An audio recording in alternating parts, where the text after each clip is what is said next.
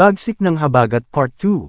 Posibleng lumakas ulit ang habagat southwest monsoon simula bukas, July 28 dahil pinapalakas ito ng dalawa pang sama ng panahon ang bagyong si Omai, dating Emong, at severe tropical storm Krosa na parehas nasa labas ng Philippine Area of Responsibility, or.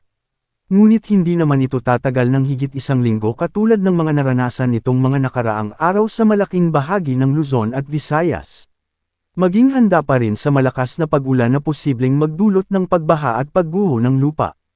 Tropical Cyclone Update. No low pressure area within the Philippine Area of Responsibility, PAR. Sa ngayon, mababa ang tsansang magkakaroon ng bagyo sa susunod na 5 araw. Southwest monsoon o habagat. Nakakaapekto ito ngayon sa bansa. Dahil dito, makakaranas ng pabagso-bagsong ulan at hangin na posibleng magdulot ng mga pagbaha o pagguho ng lupa dahil sa katamtaman hanggang malakas na pag-ulan sa Ilocos Sur, La Union, Pangasinan, Zambales, Bataan, at Occidental Mindoro.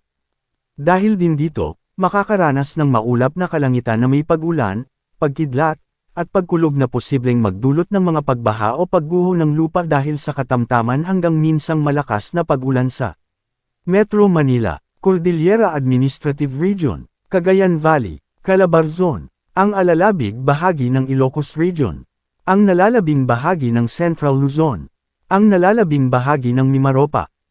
Samantala, ang nalalabing bahagi ng bansa, kabilang ang Bicol Region, ay makakaranas ng bahagyang maulap hanggang maulap na kalangitan na may posibleng pulu-pulong pag-ulan o pagkidlat at pagkulog na posibleng magdulot ng mga pagbaha o pagguho ng lupa sa tuwing severe thunderstorms.